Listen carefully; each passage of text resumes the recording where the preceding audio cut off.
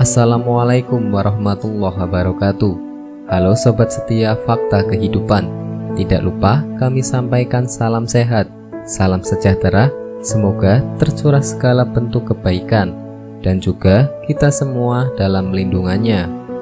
Seperti biasa, kita akan berbagi kisah dari yang unik, menarik sampai bikin nangis. Mari kita simak kisahnya.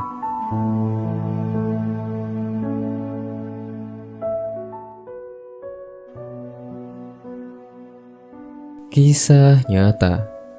Kisah nyata kematian seorang rentenir, bingung mencari liang lahatnya. Pami dan Kapcin ketiduran di atas liang kubur yang mereka gali. Saat mereka terbangun, Pami dan Kapcin mulai gelisah karena menunggu rombongan pengantar mayat Nila yang belum juga sampai. Akhirnya mereka memutuskan untuk menyusul ke rumah Nila. Sementara itu, Ustadz Yasir yang memimpin rombongan pembawa mayat Nila merasa aneh saat menyadari bahwa sudah lebih sejam mereka belum juga menemukan lubang kubur Nila. Beberapa orang yang memikul keranda mayat mulai mengeluh karena bahu mereka terasa lelah. Namun, Ustadz Yasir terus memerintahkan orang-orang untuk mencari lubang kubur Nila. Pami dan Kapcin sampai di rumah Nila. Orang-orang yang berada di rumah mengatakan bahwa rombongan sudah berangkat 1 jam yang lalu menuju ke kuburan. Akhirnya, Pami dan Kapcin kembali ke lokasi kuburan. Ayub, suami Nila, serta kedua anaknya, Tuju dan Rio, yang ikut dalam rombongan pengantar mayat ikut panik karena tidak menemukan lubang kuburan Nila yang sudah digali. Padahal mereka sudah beberapa kali mengitari area pekuburan umum tempat Nila akan dikebumikan. Setelah sekian lama, rombongan pengantar mayat Nila berputar-putar di area kuburan. Akhirnya, Pami dan Kapcin bertemu dengan rombongan pengantar jenazah Nila.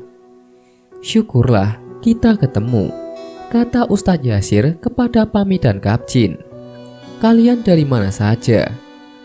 "Kami mencari Ustadz," sahut Pami. "Iya, kami sudah menunggu kira-kira 1 jam," timbal Kapcin. "Malah kami sampai mimpi segala bertemu dengan almarhum Nila." Pami lalu memberitahukan tempat lubang kubur Nila. Namun, saat akan menunjukkan jalan, ternyata Pami dan Kapcin malah ikut bingung mencari kuburan yang baru saja mereka gali. Ayub menyadari bahwa ini merupakan peringatan Allah terhadap keluarganya, terutama bagi Nila semasa hidupnya. "Baiklah, saudara-saudara sekalian, sudah 1 jam lebih kita berkeliling kuburan ini, tapi tidak menemukan kuburan yang telah digali. Padahal kita sudah dibimbing oleh orang-orang yang sudah hatam betul daerah ini. Jadi sekarang kita semua beristighfar, mohon ampun kepada Allah. Hanya Allah lah yang memberi petunjuk kepada jalan yang benar." Astaghfirullahaladzim. Ustadz Yasir membimbing rombongan pengantar jenazah. Dulunya Nila adalah seorang rentenir yang suka memberikan pinjaman kepada para pedagang kecil di pasar dekat rumahnya. Nila sangat perhitungan sekali dengan para pedagang yang ia pinjami. Bahkan 1.000 perak pun bisa menjadi sebuah pertengkaran besar jika ia merasa dirugikan. Orang-orang yang sudah mengenal tabiat Nila akhirnya lebih banyak mengalah dan memberikan jumlah yang lebih dari yang mereka utang.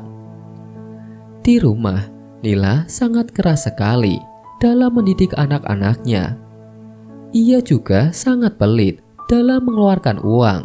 Bahkan, Maryam ibunya tidak jarang dibentak oleh Nila apabila lupa mematikan lampu atau televisi di rumahnya.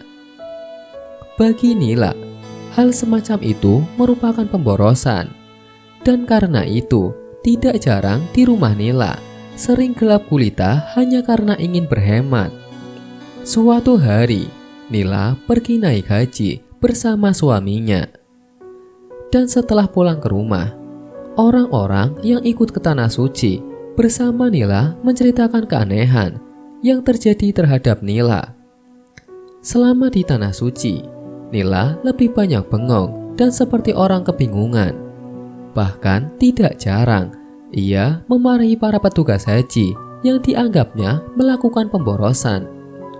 Bahkan pernah Nila melabrak seorang polisi di Tanah Suci hanya gara-gara Nila merasa tidak suka dengan lampu penerangan jalan yang menyala terus. Bagi Nila, itu merupakan sebuah pemborosan. Sesampainya di rumahnya, Nila sangat ingin sekali bertemu dengan Maryam. Namun anehnya, Nila tidak dapat mengenali Maryam yang berada di dekatnya. Bahkan saat berbicara dengan Maryam, Nila terlihat seperti orang kebingungan. Suami serta orang-orang terdekat Nila berusaha meyakinkan Nila bahwa Maryam ada di dekatnya.